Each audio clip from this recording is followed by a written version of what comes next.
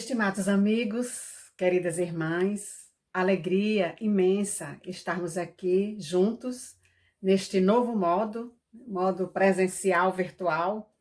Presencial no sentido de que estamos unidos em pensamento, estamos unidos pelo coração e estamos unidos pela esperança de nos reencontrarmos frente a frente, logo, logo, para um grande abraço, um saudoso abraço. O tema que trouxemos para a nossa reflexão desta noite é sobre renasce agora, persiste e prossegue. Mas não é apenas o renascer físico, não é apenas a reencarnação, importante e necessária para o nosso aperfeiçoamento, mas é também o renascer dos pensamentos, o renascer das atitudes, o renascer das reflexões, em particular nesses dias de transição que nós estamos vivendo, nesses dias em que o planeta todo estorcerga para uma renovação, para uma melhoria.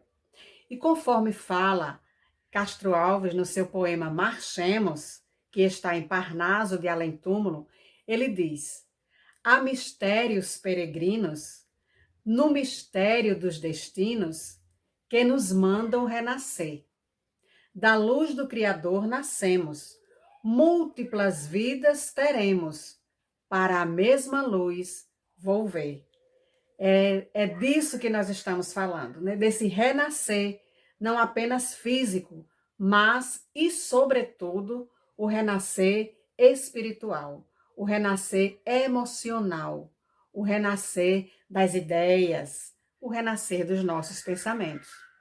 Isto porque Deus nos criou para a perfeição e facultou e possibilitou os meios para nós alcançarmos. Um desses meios, um desses mecanismos das leis de Deus são as múltiplas existências que nós já tivemos e que teremos. Conforme disse João, assinala João no capítulo 3, versículo 3, aquele que não nascer de novo não pode ver o reino dos céus. E por este nascer de novo, a gente compreende aqui muitas formas de renascer, inclusive renascimento físico. A teologia da antiguidade, todos no passado, falam dessas vidas sucessivas. Isso não é apenas um conteúdo da doutrina espírita. Isso é coisa muito antiga. Nos Vedas, um dos livros mais antigos que temos notícias, lá já está registrado sobre este renascimento. Eis-me de novo revestido de um corpo. E no Bhagavad Gita, Código de Manu, tem como trocamos por novos os vestidos usados, assim a alma deixa os corpos gastos para vestir outros. Uma forma poética e filosófica de nos dizer que o renascimento, as vidas sucessivas, as múltiplas existências, está no código divino, está em todas as leis. E as pessoas, os filósofos, os pensadores, ao longo da história da humanidade, vão trazendo para nós essas informações. Os egípcios também tinham essa crença na imortalidade da alma e metempsicose, pouco diferente do que nós estamos falando aqui. Mas eles acreditavam que entre uma existência e outra, a alma leva muitos anos percorrendo a sua vida, as suas trajetórias para a sua evolução. Gregos e romanos também acreditavam nas vidas sucessivas, nas múltiplas vidas.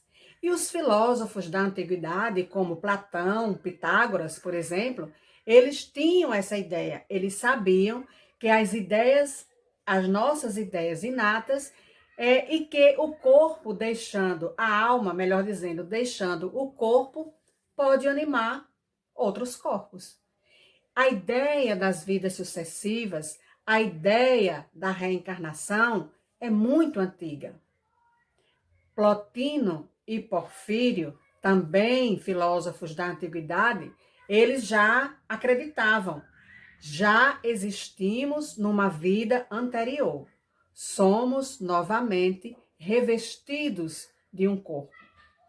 Na vida e em todas as mortes que sucessivamente temos, recebemos o tratamento que naturalmente recebemos.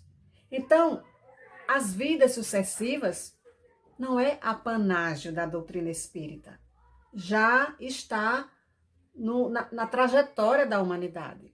No livro antigo, da Antiguidade Sagrada, no Antigo Testamento, no Gênesis, capítulo 2, versículo 7, diz o seguinte: E o que foi, é e há de ser, fez para o homem um corpo grosseiro, tirado dos elementos da terra, e uniu esses órgãos materiais a uma alma inteligente e livre, trazendo já consigo o sopro divino, o Espírito, que a segue em todas as suas vidas. Jeremias também fala assim: antes que fosse ele gerado no ventre de sua mãe, eu já o tinha conhecido. São concepções, são definições muito antigas. E trazendo um pouco mais para cá, aquele famoso e conhecido diálogo de Jesus com Nicodemos sobre o nascer de novo. Explicações sobre a vida futura.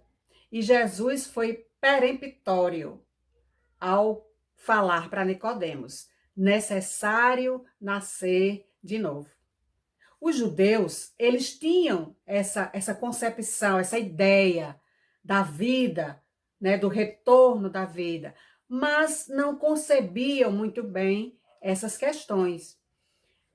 Sobre Elias, por exemplo, a vinda de Elias, eles ficaram na dúvida. E Jesus disse: Elias já veio e o mundo não o conheceu. Orígenes, versado nas letras sagradas, ele diz assim, sobre os espíritos: antes de virem a esta vida, já eles existiam tantas vezes. E trazendo mais para cá, os da igreja, São Jerônimo, São Martim, eles dizem: o homem, depois de sua queda, é sujeito a uma vida, a uma contínua transmutação em diferentes sucessivos estados. São muitas informações a respeito das vidas sucessivas. Não é apenas a doutrina espírita. A doutrina espírita, como o Evangelho de Jesus, trazendo de volta as informações do Mestre, clareia, objetivamente, com mais nitidez e entendimento, essas informações. Balzac também fala sobre as vidas sucessivas. Ele diz: depois de ter experimentado o vácuo e o nada, a alma depois da morte, volta os olhos para o bom caminho. É então a vez de novas existências. E o próprio Camille Flammarion fala também: é preciso que o homem comece em mundos pouco avançados. É preciso que a mundos mais elevados chegue com certo pecúlio, acúmulo de conhecimentos. E Allan Kardec, está lá no Dolmen de Kardec: nascer, viver, morrer, renascer, tal é a lei. Vidas sucessivas, renascimentos, existências, são situações, conhecimentos já muito antigos. E repito, trazidos de volta pela doutrina espírita com mais clareza, com mais objetividade para o nosso entendimento. Mas, falando da nossa existência atual, esta reencarnação, que é, sem dúvida alguma, para nós, a mais importante, porque desta vai depender as próximas. Porque o que plantarmos nesta, vamos colher naturalmente nas próximas. A cada nova existência, o espírito, a alma, dá um passo adiante na estrada do progresso. Isso está no Livro dos Espíritos, na questão 168. E Emmanuel, filósofo e poético, muitas vezes, ele diz: enche-se a espiga de grão em grão, desenvolve-se a árvore milímetro a milímetro, levanta-se a construção peça por peça. O grande rio que despeja no mar é conjunto de filetes líquidos. A própria natureza nos fala desse processo evolutivo, desses passos, dessas etapas, dessas fases. Como a lição da borboleta, da larva, do ovo, para a lagarta. Uma trajetória difícil, de dor, passa por uma porta estreita, a lagarta, mas da crisálida para um novo renascer e o voo da transformação. Tem imagem mais correta do que essa para o nosso entendimento? Em todo o processo dessa transformação do ovo, da larva, da lagarta para a borboleta e finalmente o seu voo de transformação, há todo um processo, esforço, crise, busca, reflexão, ação. A natureza nos dá o exemplo. A semente, para brotar, para vicejar, ela é enterrada numa cova e daí ela começa o seu processo de crescimento quando rompe a casca, abre-se, rasga-se, procurando a luz do sol. Rompe aquela cova, através da terra surge o broto, surge a futura árvore. Então, o trabalho não é simples, tanto quanto parece. Requer, portanto, autodisciplina, renúncia, sacrifício. Não podemos atingir o cume, o máximo, os esplendores celestes sem sacrifício, sem renúncia, sem trabalho. Faz parte do nosso crescimento. Isto foi o que Tiago disse aos seus irmãos na sua carta, na sua epístola, que está registrado no capítulo 4, versículo 8. Diz Tiago: purificai as mãos, santificai os vossos corações. Escreve Tiago na sua carta, capítulo 4, versículo 8. Retificar as ações visíveis, purificai as mãos, simbolizando as ações visíveis. Melhorar, corrigir as nossas atitudes. Santificai vossos corações, isto é, retificar o sentimento, os pensamentos. Esta é a nossa chance, a nossa melhor chance, a nossa maior chance. Estamos aqui, lado a lado com os nossos afetos, lado a lado com os nossos desafetos. E o que foi que Jesus nos ensinou? Reconciliai com os teus adversários enquanto estás lado a lado com ele, no caminho. Adversários aqui não são aqueles inimigos, na acepção da palavra, é todo aquele que é contrário à nossa posição ou que nós somos contrários a eles. Os adversários, os que incomodam. E é preciso, é necessário cair em si para essas questões. conforme o filho pródigo. Está registrado em Lucas, no capítulo 15, versículo 17. Caindo, porém, em si, quando nós vamos cair em si? Quando nós vamos realmente dar este mergulho interior, verificar as nossas dificuldades, reconhecer as nossas falhas, os nossos deslizes e cair em si. Quando nós vamos fazer isso? Já fizemos? Melhoramos bastante. Mas esta é a oportunidade única para fazer isso. Teremos outras? Sim, teremos. Tantas quantas sejam necessárias. Quando? Em que circunstância? Em que momento? Com quem?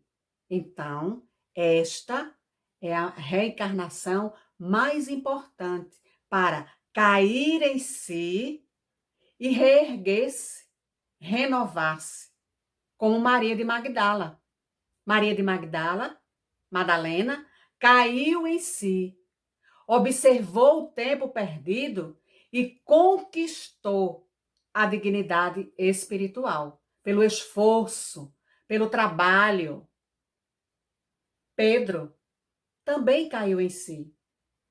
Após negar Jesus 3 vezes e antes disso admitir, confessar 3 vezes que amava Jesus, Pedro, tu me amas? Amo, Senhor. Apacenta minhas ovelhas. Pedro, tu me amas? Amo, Senhor. Cuida das minhas ovelhas. Pedro, tu me amas? Eu já disse que amo, Senhor. Alimenta as minhas ovelhas. Para em seguida chorar amargamente a sua insegurança ao negar Jesus. Mas não fica choramingando. Avança resoluto para a sua reabilitação. E foi a quem Jesus confiou o seu rebanho. Foi a Pedro. E Pedro cuidou do rebanho até o último instante.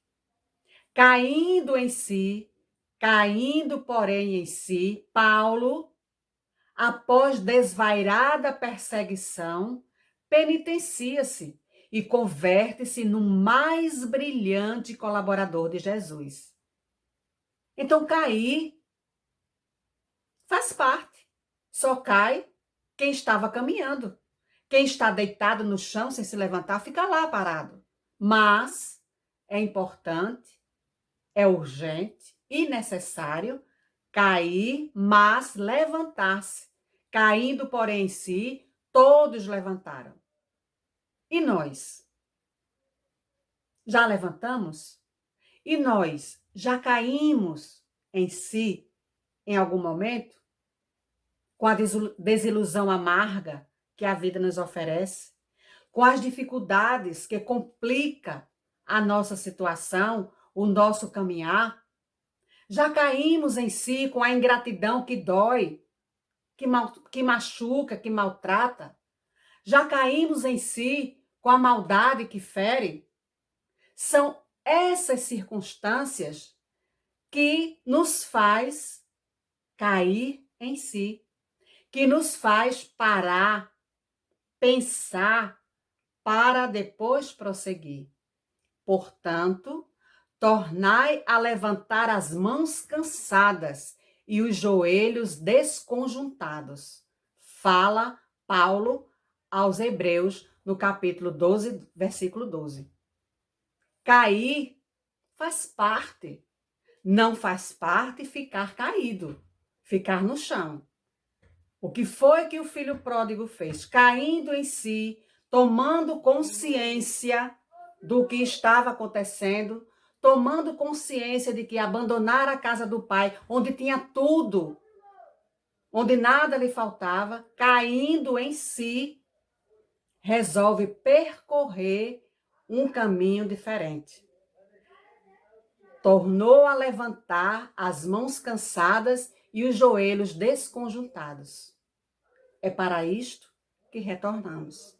É para isto que reencarnamos, para cair em si, verificar, constatar as nossas dificuldades, os nossos deslizes e evoluir, e crescer, e levantar, mesmo com as mãos cansadas e calejadas, mesmo com os joelhos desconjuntados, mas seguir em frente, cair em si.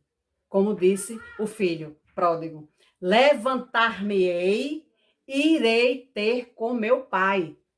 É esta a nossa postura, levantar e ir ao encontro do nosso Pai.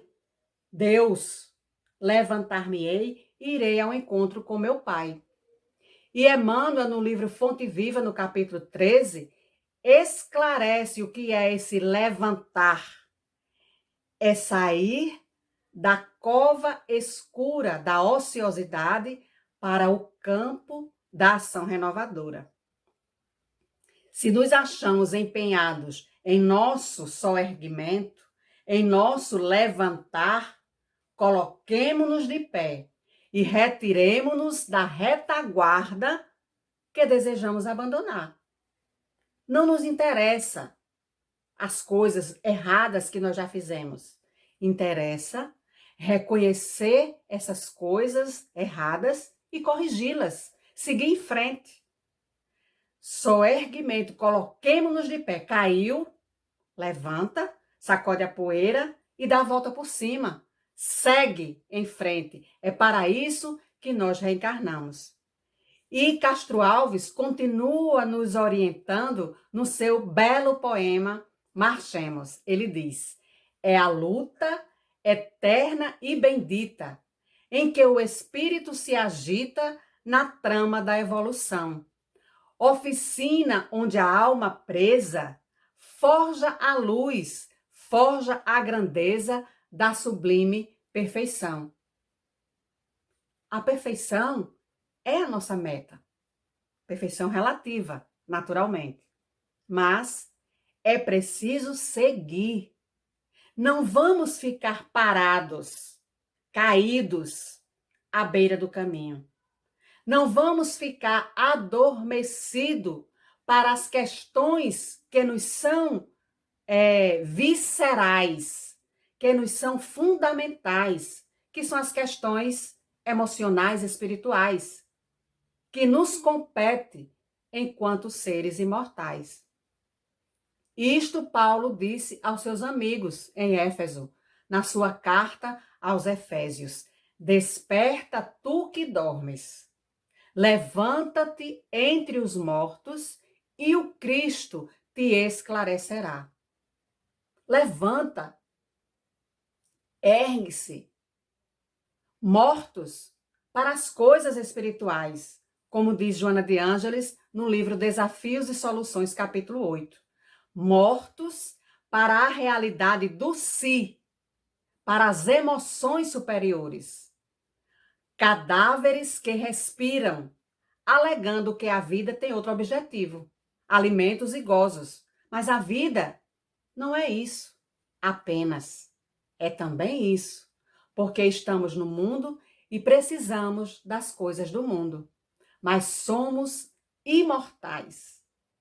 A vida espiritual é a vida que nos interessa, a vida futura, da qual falou Jesus. O reino dos céus, que é a essência dos ensinamentos de Jesus. É para isto que ele veio, para nos direcionar, para nos mostrar o caminho a atingir o reino dos céus. E não é um caminho fácil, porque esse caminho tem espinhos, tem pedras, mas lá na frente tem flores, tem perfume. Para entrar nesse caminho, a porta é estreita, é difícil, requer regime para emagrecer, o inchaço do orgulho, do egoísmo, da vaidade, da cupidez, da maledicência e da preguiça. Mas a porta estreita, ela está aberta, porque Jesus é a porta. E Kardec, a chave para abrir essa porta no conhecimento, nos esclarecimentos.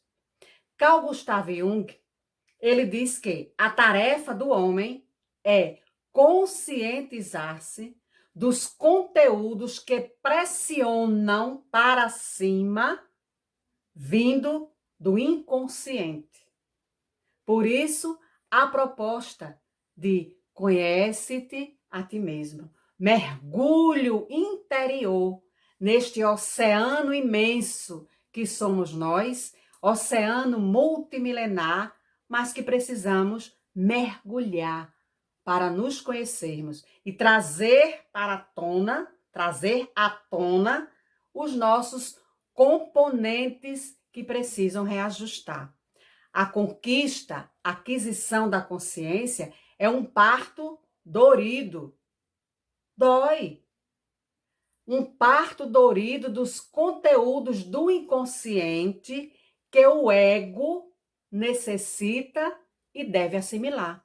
De dentro para fora. É a luta entre o ego, o eu, e o não eu, o inconsciente. Desses sentimentos que enfrenta e contesta, mas que leva à reflexão. Então, precisamos dar este mergulho. Por quê?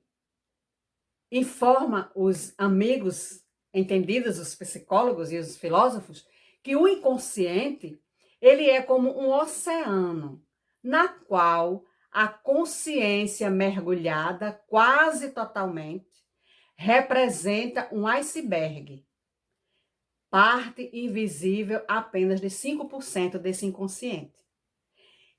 O ego é só 5%, é só o que a gente sabe, o que a gente vê, mas é preciso mergulhar para buscar lá no fundo, na parte do iceberg, que a gente não vê, mas que existe, para que a gente possa extrair, trazer para vir à tona esses componentes.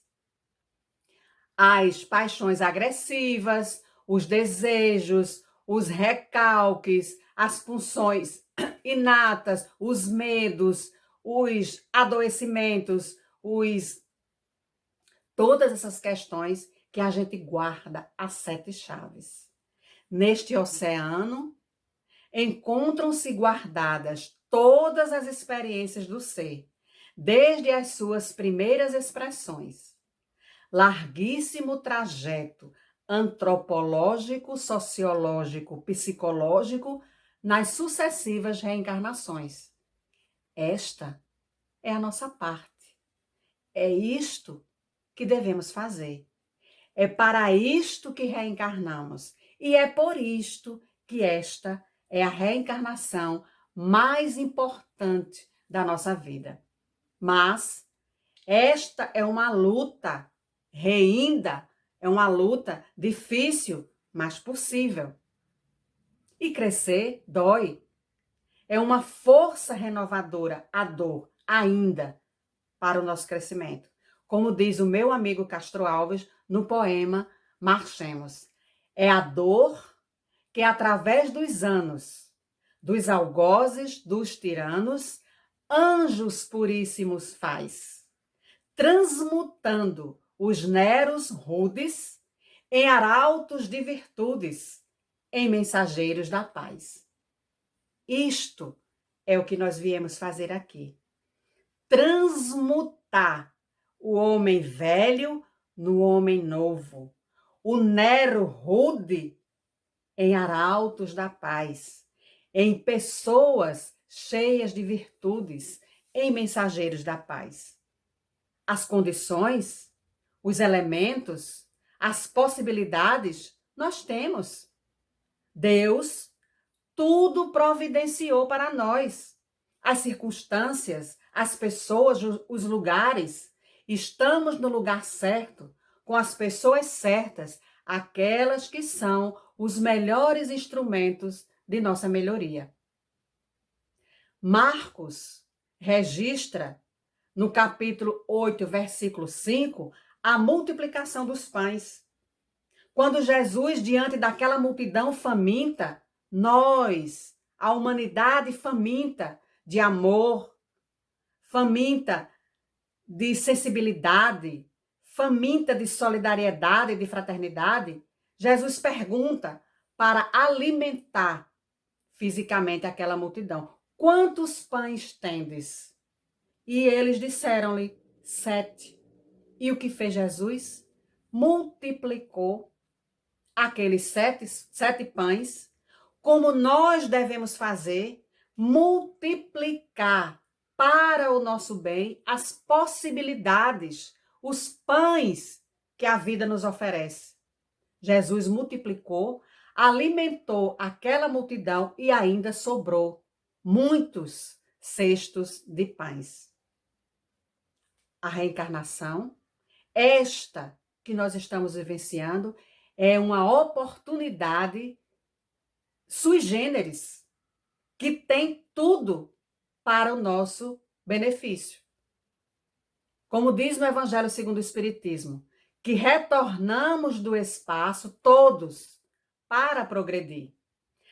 E já sabemos de muitas informações que outros não sabem e que nos ajudam e que nos apoiam e que fortalecem a nossa jornada, a nossa caminhada.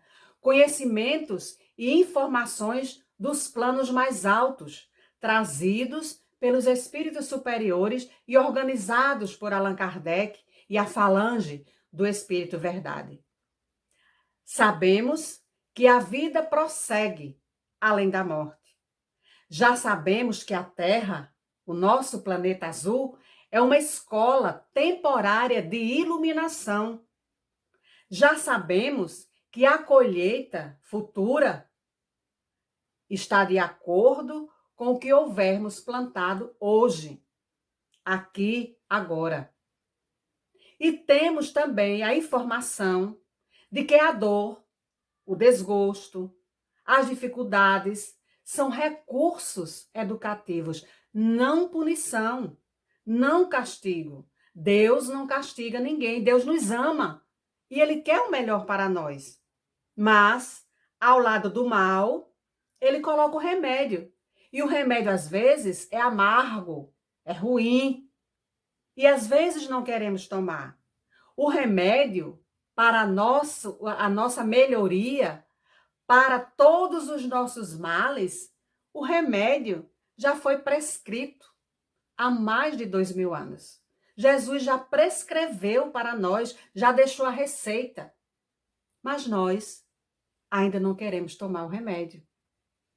E aí amargamos na dor, no desgosto e o que é pior muitas vezes, na reclamação, na blasfêmia, perdendo a oportunidade desse crescimento. E isto perguntou Mateus, registrou Mateus no capítulo 5, versículo 47. Que fazeis de especial? Que fazemos de especial nesta reencarnação bendita, nesta oportunidade ímpar que nos foi oferecida? Que fazemos de especial? Que fazemos de especial nestes 5 meses de isolamento social, de afastamento, por conta da pandemia do coronavírus? Que fizemos de especial? Oramos, estudamos, refletimos. Que fizemos? Que fazeis de especial? Emmanuel comenta essa passagem dizendo que a vida é um processo renovador em toda parte e que 365 dias ou ocasiões de aprendizado e recomeço nós temos. Cada hora que surge é portadora de reajustamento.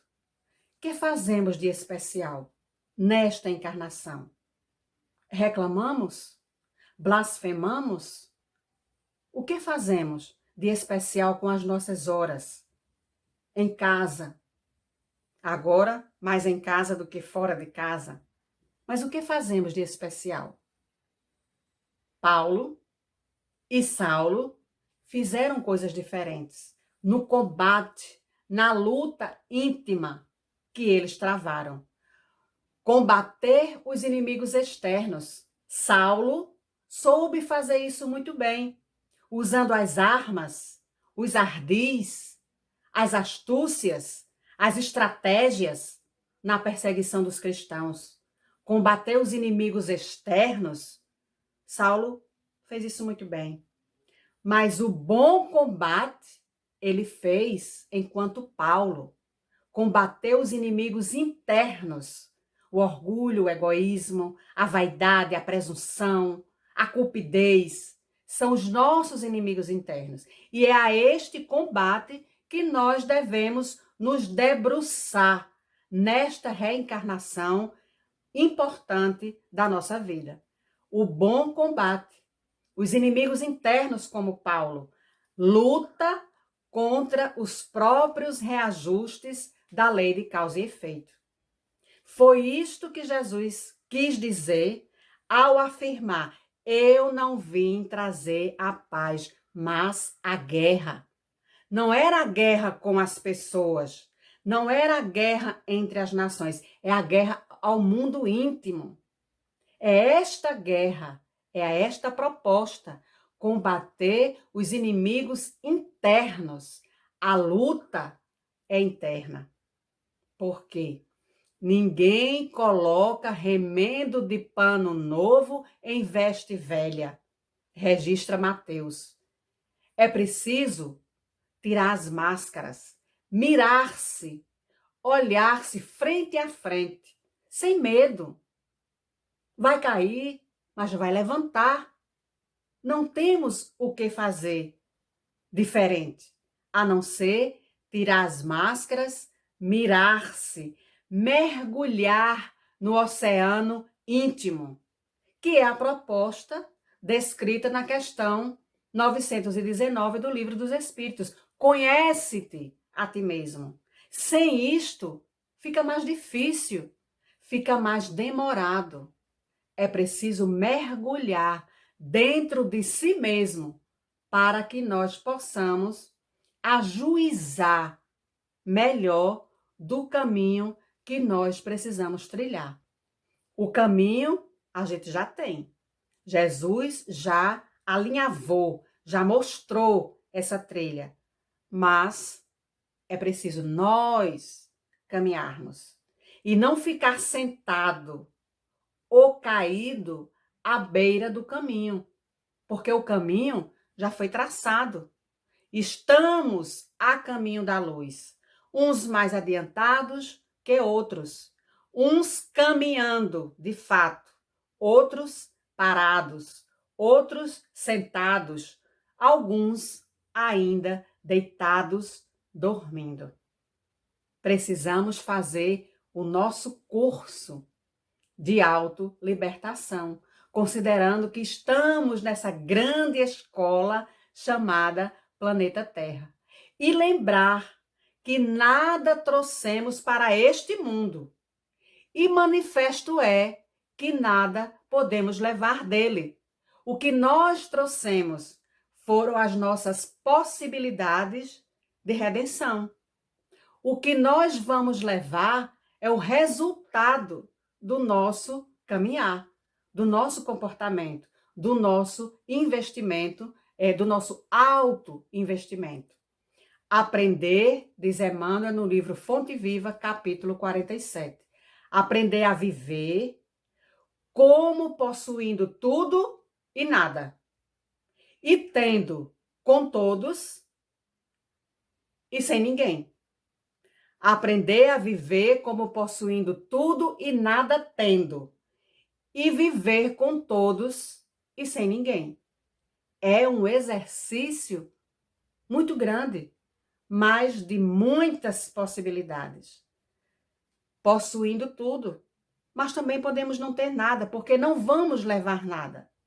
Conviver com todos, os nossos entes queridos, os nossos filhos, os nossos amores, mas ao mesmo tempo sem ninguém. Porque não podemos delegar ao outro a nossa felicidade. Nós é quem temos que construir a nossa própria felicidade e ajudar, sim, ao outro construir.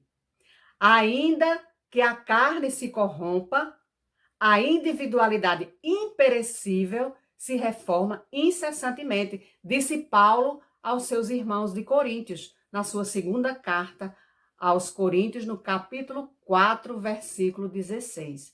Ainda que a carne, o corpo, se pereça, se acabe, seja martirizado, como foram alguns apóstolos, todos, com exceção de João, ainda que a carne se corrompa, pereça, a individualidade, a alma é imperecível, é imortal e se reforma incessantemente. Não temos por que temer absolutamente nada. Temos todas as possibilidades, todas as condições que nos foi dada antes de reencarnarmos, todo um planejamento adredemente preparado para o nosso sucesso, o nosso progresso, o nosso êxito. Mas temos que fazer a nossa parte. Ajuda-te e o céu te ajudará. Busca e acharás, porque não estamos sozinhos. Jesus prossegue à nossa frente, conosco, porque ele mesmo falou: estarei convosco até o fim dos tempos do mal, dos tempos de incerteza. Estará conosco. E ele prometeu a Deus, seu Pai, nosso Pai: nenhuma das ovelhas que o Pai me confiou se perderá. Assim foi dito, assim será. Então não temos absolutamente nada por que temer. É necessário, portanto, renascer agora. Mas não é renascer apenas biologicamente, fisicamente. É o renascimento dos propósitos, das deliberações e das atitudes, trabalhando para superar os obstáculos que te cercam e alcançar, por antecipação, a vitória sobre ti mesmo, diz Emmanuel. Renasce agora. Renascer agora é ter uma atitude, é melhorar os comportamentos, os pensamentos, os sentimentos, porque estamos nessa transição. Estamos nesse dealbar de uma nova aurora, de um novo dia, de uma nova era, de uma regeneração do planeta. Mas é preciso regenerar o mundo íntimo que guardamos dentro de nós. Por isso, diz Emmanuel, persiste e prossegue. Renasce agora, persiste e prossegue. Ilumina-te dos conhecimentos, das reflexões, do Evangelho de Jesus, que precisa ser conhecido, meditado, sentido e vivenciado. Ilumina-te e permite que o Deus que és desabroche. Foi Jesus quem falou isso para nós. Vós sois deuses, com D minúsculo. Podeis fazer o que eu faço e muito mais. Permite que o Deus que és desabroche. Vós sois luz, brilhe a vossa luz, afirmou Jesus. Se estamos ainda obnubilados, conforme diz Joana de Ângeles, é por nossa conta. É porque ainda não tivemos a força de vontade suficiente para extirpar o orgulho, o egoísmo, a maldade, a maledicência, a preguiça. Precisamos aproveitar melhor esta nossa reencarnação, que é a mais importante, porque dela depende as próximas. E concluímos nossa reflexão fechando o poema Marchemos, de Castro Alves, quando ele diz: uma excelsa voz ressoa, no universo interno ecoa, para a frente caminhai. O amor é a luz que se alcança. Tende fé, tende esperança, para o infinito marchai. Muita paz e que nos vejamos nesta reencarnação, mais vezes para a frente e para o alto, de fronte erguida, seguindo Jesus. A opção já fizemos. É esta: seguir Jesus. Muita paz e que Jesus nos abençoe.